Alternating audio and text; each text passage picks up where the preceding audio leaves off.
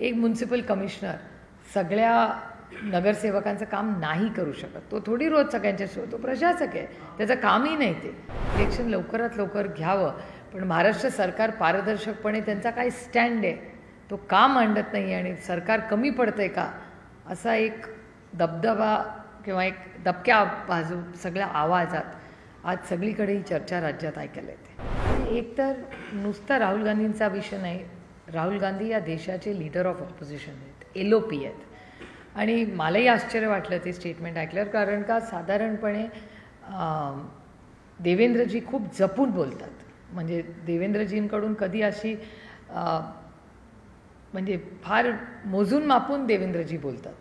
त्याच्यामुळे मलाही आश्चर्य वाटलं खरं काय, कारण का हा एकट्या राहुल गांधींचा विषय नाही आहे, हा ते LOP आहेत ह्या देशाचे. त्याच्यामुळे थोडंसं मला दुःख झालं, कारण का माझ्या देवेंद्रजींकडून खूप अपेक्षा आहेत. आणि देवेंद्रजी या राज्याचे मुख्यमंत्री असताना ते ह्या सगळ्याची कधी ना कधी, जरी आम्ही विरोधात असले आणि ते सत्तेत असले तरी आम्ही सगळ्यांनीच मिळून राज्यासाठी कधी ना कधी आमचे राजकीय मतभेद बाजूला ठेवून आपल्या संस्कृतीसाठी काही गोष्टी एकत्र केल्या पाहिजेत.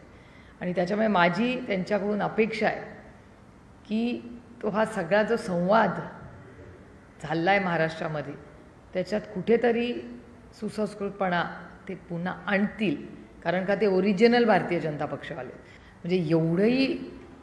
म्हणजे एवढी परिस्थिती राज्याच्या राजकारणात मी आजपर्यंत कधीच नाही पाहिलेली.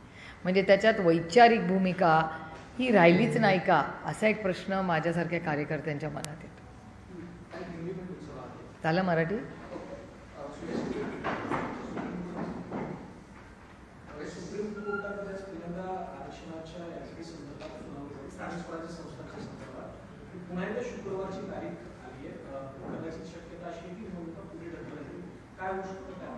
काय सांगता येत नाही, आता कोर्टाची वाट बघायला लागेल शुक्रवारपर्यंत.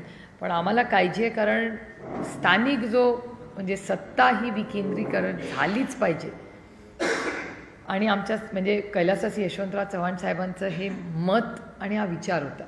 आणि त्याच्यामुळे गेले काही वर्ष जो सर्वसामान्य माणसांच्या रोज सुखदुःखात असतो, मग तो तुमचा नगरसेवक असेल, जिल्हा परिषद मेंबर असेल, त्या सगळ्यांचे जो तुमच्याबरोबर असतो ते सगळे गेले 3-4 वर्ष झाले ते सगळं काम ठप्प आहे आणि प्रशासनच ते सगळं चालवतं आहे. एक म्युन्सिपल कमिशनर सगळ्या नगरसेवकांचं काम नाही करू शकत. तो थोडी रोज सगळ्यांच्या तो प्रशासक आहे, त्याचं कामही नाही ते.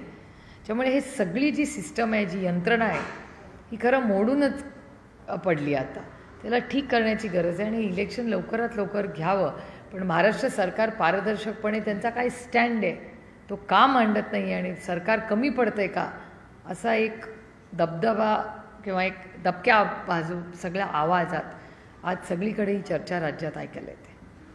वेस्ट बंगाल और तमिलनाडु में आने वाले इलेक्शन से पहले SIR की जो प्रोसेस है वो इंटेंसिफाई हो रही है. वैसे ही वेस्ट बंगाल में आज वहाँ की chief minister Mamata Banerjee protest hold कर रही है. उनका कहना है कि इलेक्शन से पहले कहीं ना कहीं सांप्रदायिकता या कम्युनिज्म बढ़ाने का ये और तरीका है.